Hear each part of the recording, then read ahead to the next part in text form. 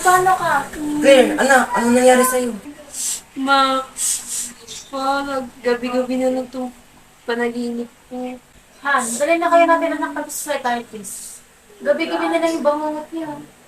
Han, walang ospital na malapit dito. Tsaka paano ang gastusin natin sa bahay? Ala, papabayaan na lang natin anak natin na bangungotin gabi-gabi. Han, hindi naman sa ganun. Mahal ko ang anak natin. Kahit ako nasasaktan din kapag umiyak siya. Pag gising sa bangungot niya, alam ko naman na ipinakonsol natin siya kay Ma'am Pedri.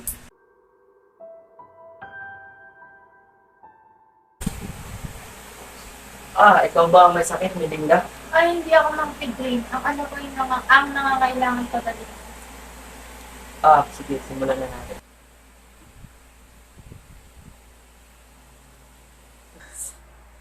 Nagsiselfie ang anak ninyo, bakit hindi nyo nila dinalang? Hindi man lang kami aware proof pala ang anak namin. Gabi-gabi na lang siyang binabangungot at palaging balisa. Isa lang ang gamot na magagawa upang matanggal ang problema ni Claire sa pag-iisip. Lobotomy. Lobotomy? Ano yun? Ang lobotomy ay isang proseso ng pag-aayos ng pag-iisip ng isang tao. Mula lamang ito, huwag kayong mag-alala, epektibo ito. Gawin mo na ang lahat para maligtas mo ang aming anak. Tulungan mo ang aming anak, Mang Pitli, parang ama mo na. Oo, halina't simulan na ang operasyon.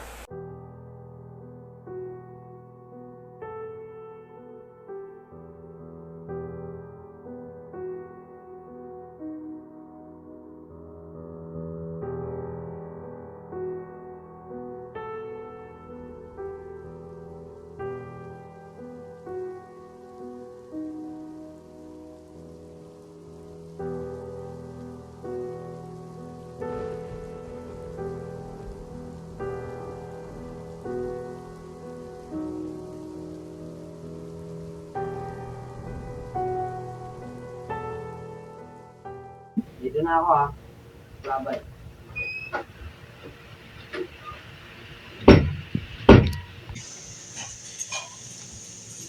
Anak, ayos ka lang.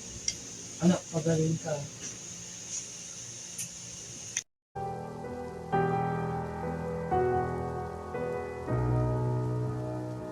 Ay, salamat naman.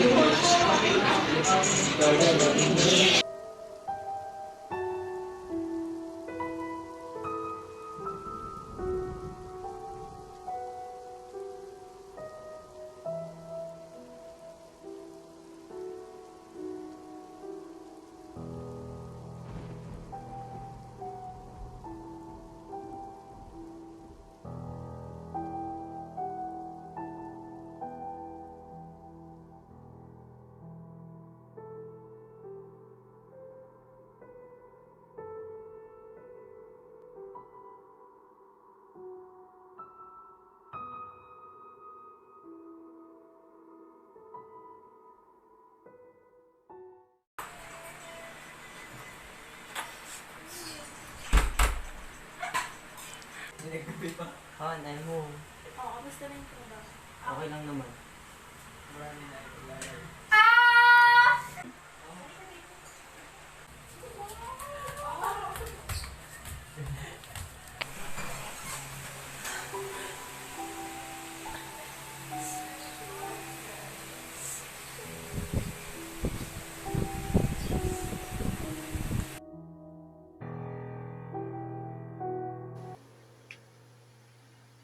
Mrs.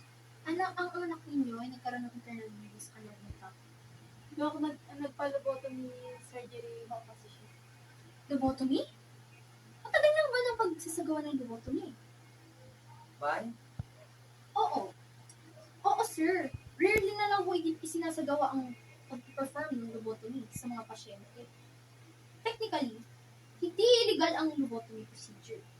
Although may ibang mga doctors na nag-perform ng lobotomy, but rarely na lang po siya.